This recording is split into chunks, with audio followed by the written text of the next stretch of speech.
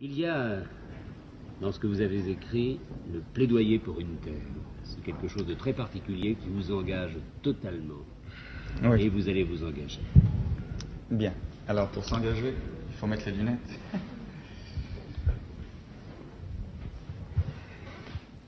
Il y a des choses qu'on ne peut pas dire en vers. L'autre jour, j'étais dans le métro et j'entends deux dames dire « T'as lu le journal encore, ces juifs avec leurs histoires? Quels emmerdeurs. » C'est vrai, nous sommes des emmerdeurs. Ça fait des siècles qu'on emmerde le monde, c'est dans notre nature, que voulez-vous. Abraham avec son Dieu unique, Moïse avec ses tables de la loi, Jésus avec son autre joue toujours prête à la deuxième baffe, puis Freud, Marx, Einstein, tous ont été des jeûneurs, des révolutionnaires, des ennemis de l'ordre. Pourquoi? Parce que l'ordre, quel que fût le siècle, ne pouvait les satisfaire, puisque c'était un ordre dont ils étaient toujours exclus. Remettre en question, voir plus loin, changer le monde pour changer de destin, tel fut le destin de mes ancêtres. C'est pourquoi ils sont haïs par les défenseurs de tous les ordres établis. L'antisémite de droite reproche aux Juifs d'avoir fait la révolution bolchevique. C'est vrai. Il y en avait beaucoup, en 1917. L'antisémite de gauche reproche aux Juifs d'être les géants du capitalisme. C'est vrai. Il y a beaucoup de capitalistes juifs. La raison est simple. La culture, la religion, l'idée révolutionnaire d'un côté, les portefeuilles et les banques de l'autre, sont les seules valeurs transportables, les seules patries possibles pour ceux qui n'ont pas de patrie.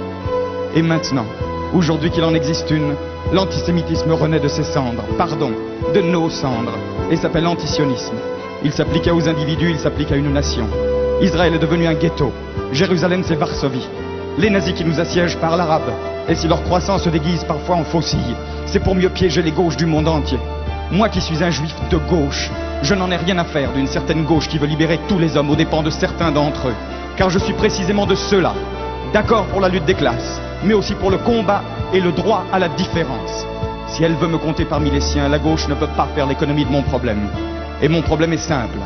Mon problème est que depuis les déportations romaines du 1er siècle après Jésus-Christ, nous avons été partout honnis, bannis, écrasés, spoliés, chassés, traqués et convertis de force. Pourquoi? Parce que notre religion, notre culture était dangereuse. C'était un exemple de démocratie. Vous voulez quelques exemples?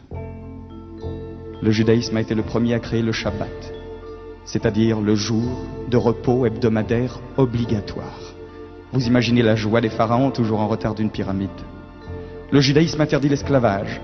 Vous imaginez la sympathie des Romains, les plus importants grossistes de main-d'œuvre gratuite de l'Antiquité. Il est dit dans la Bible, la terre n'appartient pas à l'homme mais à Dieu.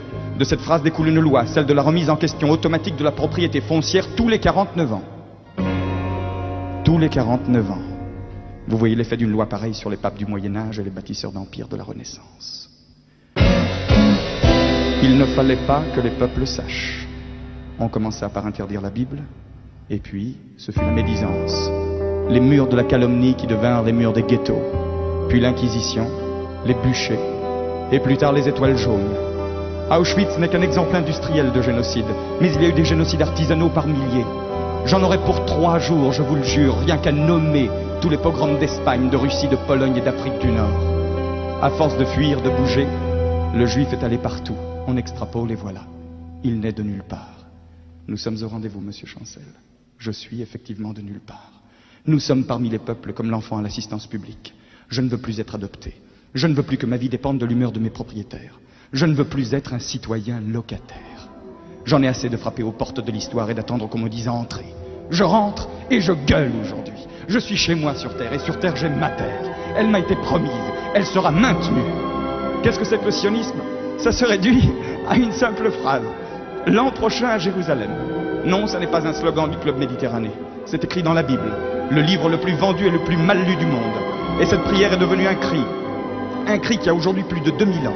Et le père de Christophe Colomb, celui de Kafka, celui de Proust, celui de Chagall, celui de Marx, d'Einstein et même de monsieur Kissinger l'ont répété ce cri au moins une fois par an le jour de Pâques. Alors le sionisme c'est du racisme? Mais faites-moi rire. Est-ce que 12 France, cher pays de mon enfance, est un hymne raciste? Le sionisme c'est le nom d'un combat de libération. Dans le monde chacun a ses juifs. Les Français ont les leurs, ce sont les Bretons, les Occitans, les travailleurs immigrés.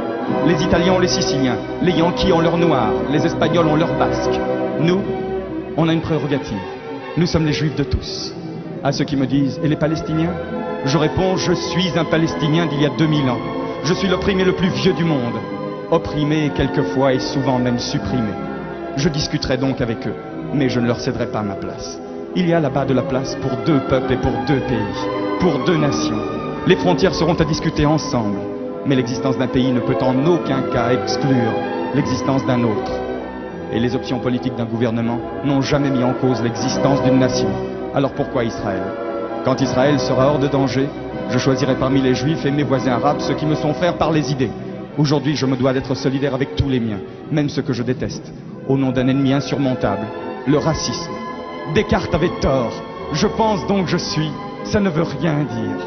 Nous, ça fait 5000 ans qu'on pense, et nous n'existons toujours pas. Je me défends, donc je suis.